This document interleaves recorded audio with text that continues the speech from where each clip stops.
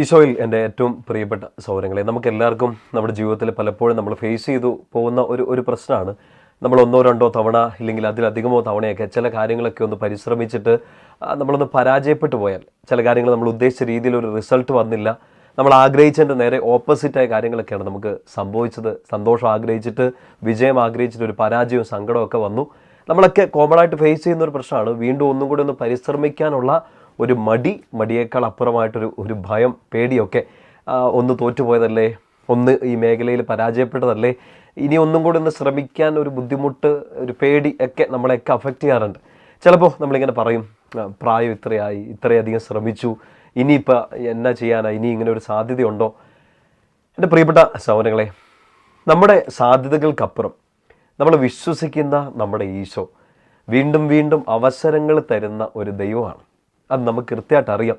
നമ്മൾ ഒരിക്കൽ മാത്രമല്ല ജീവിതത്തിൽ പരാജയപ്പെട്ടു പോയിട്ടുള്ള, ഒത്തിരി അധികം തവണ പരാജയപ്പെട്ടവർ ഇതിപ്പോൾ കേട്ടുകൊണ്ടിരിക്കുന്നുണ്ട്.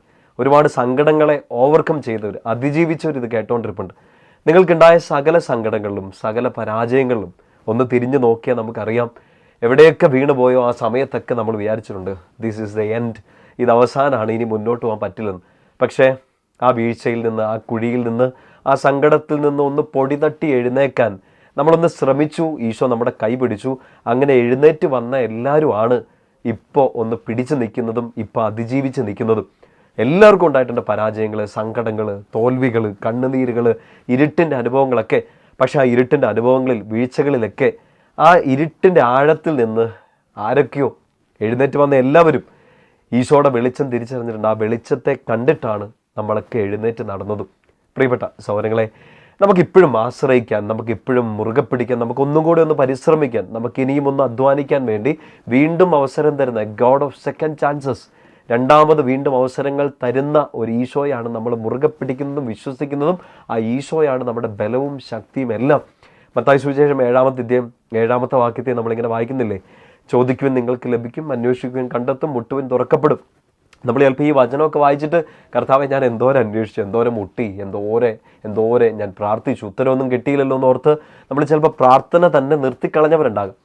നമ്മുടെ മുമ്പിലുള്ള ഏറ്റവും വലിയൊരു ആശ്വാസവും നമുക്ക് കിട്ടേണ്ട ഏറ്റവും വലിയ പ്രചോദനം എന്താണെന്നറിയോ? നമുക്ക് ഓടിച്ചെന്ന് മുട്ടാൻ ഈശോ എന്നൊരാൾ നമുക്കുണ്ട്. നമുക്കൊന്ന് പ്രാർത്ഥിക്കാൻ ദൈവമായ കർത്താവ് ആ പ്രാർത്ഥന കേൾക്കാൻ നമ്മുടെ മുൻപിലുണ്ട്. അന്വേഷിച്ചാൽ നമ്മളെ അന്വേഷിച്ചിറങ്ങുന്ന ഒരു സ്നേഹം ഈശോ നമ്മുടെ മുൻപിലുണ്ട്. തോറ്റ ചരിത്രം നമുക്ക് എല്ലാവർക്കും ഉണ്ട്. കരഞ്ഞുപോയ സമയങ്ങൾ നമുക്കുണ്ട്. മതി, ഇതെല്ലാം ഇത്രയും മതി, ഇനിയൊന്നും പറ്റില്ല എന്ന് ഓർത്ത സമയങ്ങളൊക്കെ ഉണ്ട്. ബട്ട് ഇവിടെ നിന്ന് ഈശോ എനിക്കും നിങ്ങൾക്കും എല്ലാം വീണ്ടും സാധ്യതകൾ തരികയാണ്. ഒരു മരണത്തിൻ്റെ വക്കിൽ, ഒരു കുഞ്ഞു പാത്രത്തിൽ, ഒരു കുഞ്ഞു പേടകത്തിൽ ഈജിപ്തിലെ ഒരു നദിയിലൂടെ ഒഴുകിപ്പോയ മോശയെ അവിടെ നിന്ന് ഉയർത്തിയെടുത്ത കർത്താവാണ്.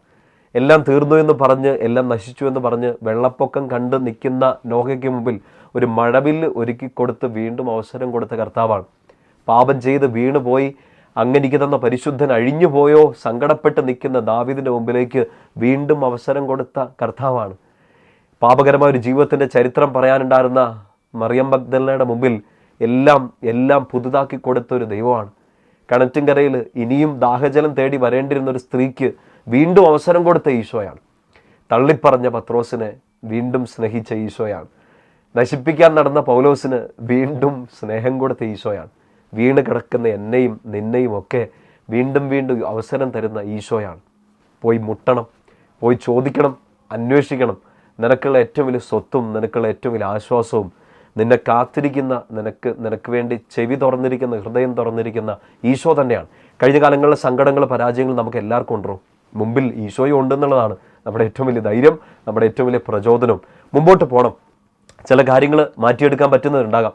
നമ്മളൊരു സെറനിറ്റി പ്രയർ എന്നൊക്കെ കേട്ടിട്ടില്ലേ? ഗൂഗിളിലൊക്കെ ഒന്ന് അന്വേഷിച്ച് നോക്കിയാൽ കിട്ടും. ഒരു സെറനിറ്റി പ്രയർ, കർത്താവേ എനിക്ക് മാറ്റാൻ പറ്റുന്നതിനെയൊക്കെ മാറ്റാനുള്ള ഒരു ധൈര്യം എനിക്ക് തരണം, മാറ്റാൻ പറ്റാത്തതിനെയൊക്കെ അക്സെപ്റ്റ് ചെയ്യാനുള്ള ഒരു ധൈര്യം എനിക്ക് തരണം.